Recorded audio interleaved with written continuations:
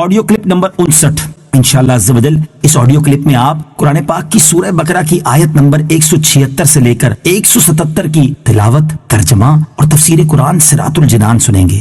بسم اللہ الرحمن الرحیم۔ ترجمہ: اللہ کے نام سے شروع جو نہایت مہربان رحمت والا ہے۔ ذلك بأن الله نزل الكتاب بالحق وإن الذين اختلفوا في الكتاب لفي شقاق بعيد۔ ترجمہ: کی سزا اس لیے ہے کہ اللہ نے حق کے ساتھ کتاب نازل فرمائی اور بے شک کتاب میں اختلاف کرنے والے دور کی مخالفت و ضد میں ہیں۔ فی الکتاب، کتاب میں۔ تفسیر صراط الجنان میں ہے کتاب سے مراد قرآن شریف ہے یا توریت شریف۔ پہلی صورت میں اختلاف سے مراد ہوگا نہ ماننا، اور دوسری صورت میں اس سے مراد ہوگا صحیح طور پر نہ ماننا، کیونکہ یہودی قرآن کو تو بالکل نہ مانتے تھے اور توریت کو ماننے کے دعوے دار تھے، مگر صحیح طور پر نہ مانتے تھے، ورنہ حضور اکرم صلی اللہ تعالی علیہ وسلم پر ایمان لے آتے۔ ایک قول یہ ہے کہ یہ آیت مشرکین کے حق میں نازل ہوئی۔ اس صورت میں کتاب سے قرآن ہی مراد ہوگا، اور ان کا اختلاف یہ تھا کہ ان میں سے بعض قرآن کو شعر کہتے تھے، بعض جادو اور بعض کہانت کہا کرتے تھے۔ ليس البر أن تولوا وجوهكم قبل المشرق والمغرب ولكن البر من آمن بالله واليوم الآخر والملائكة والكتاب والنبيين وآتى المال على حبه ذوي القربى واليتامى والمساكين وابن السبيل والسائلين وفي الرقاب وأقام الصلاة وآتى الزكاة والموفون بعهدهم إذا عاهدوا والصابرين في البأساء والضراء وحين البأس أولئك الذين صدقوا وأولئك هم المتقون۔ ترجمہ: اصل نیکی یہ نہیں کہ تم اپنے منہ مشرق یا مغرب کی طرف کر لو، بلکہ اصلی نیکی وہ ہے جو اللہ اور قیامت اور فرشتوں اور کتاب اور پیغمبروں پر ایمان لائے اور اللہ کی محبت میں عزیز مال رشتہ داروں اور یتیموں اور مسکینوں اور مسافروں اور سائلوں کو اور غلام لونڈیوں کی گردنیں آزاد کرانے میں خرچ کرے اور نماز قائم رکھے اور زکوٰۃ دے، اور وہ لوگ جو عہد کر کے اپنا عہد پورا کرنے والے ہیں اور مصیبت اور سختی میں اور جہاد کے وقت صبر کرنے والے ہیں، یہی لوگ سچے ہیں اور یہی پرہیزگار ہیں۔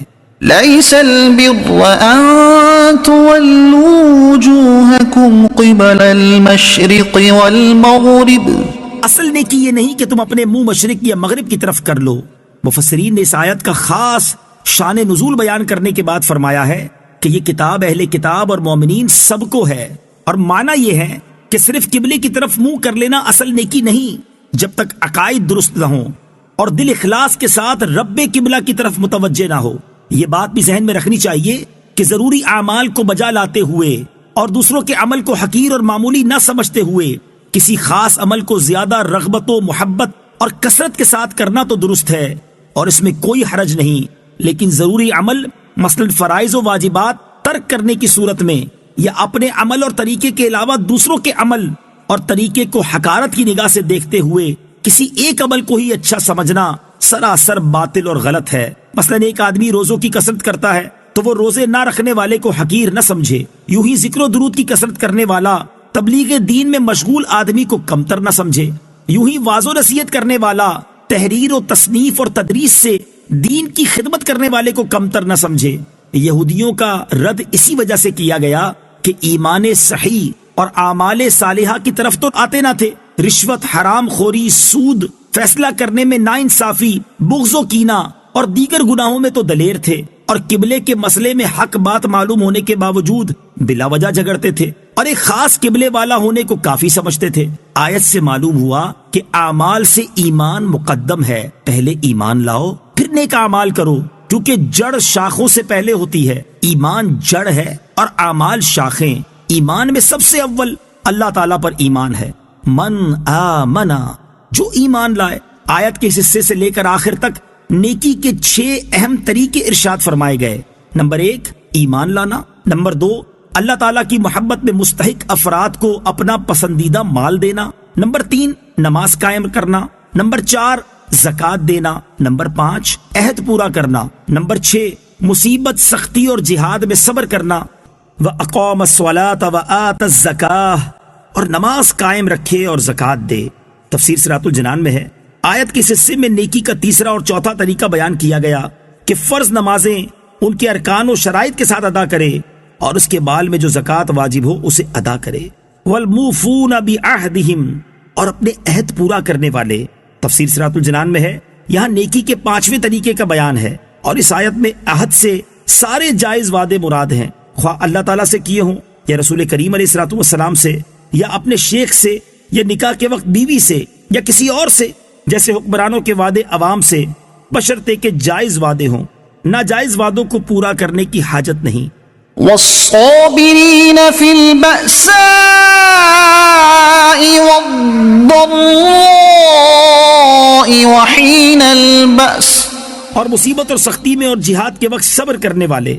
تفسیر صراط الجنان میں ہے، آیت کے اس حصے میں نیکی کے 6 طریقے کا بیان ہے کہ فقر و فاقہ اور بیماری وغیرہ کی مصیبت و سختی میں اور راہ خدا میں ہونے والی جنگ میں قتال کے وقت صبر کیا جائے۔ یاد رہے کہ اس آیت میں صبر کے چند مقامات بیان ہوئے، ان کے علاوہ بھی صبر کے بہت سے مقامات ہیں۔ نیز صبر کے فضائل سورہ بقرہ کی آیت نمبر 153 کے تحت گزر چکے ہیں۔ اولئک الذین صدقوا واولئک هم المتقون، یہی لوگ سچے ہیں اور یہی پرہیزگار ہیں۔ تفسیر صراط الجنان میں ہے، یعنی صحیح عقائد رکھنے والے اور نماز، زکوٰۃ، صدقات کے عامل، صبر کے عادی، وعدے کے پابند اور نیک اعمال کرنے والے ہی اپنے دعوی ایمان میں کامل طور پر سچے ہیں، جو کفر اور دیگر تمام گناہوں سے بچنے والے ہیں۔ اللہ تعالی ہمیں بھی اپنے ایمان کا دعویٰ پرکھنے کی توفیق عطا فرمائے۔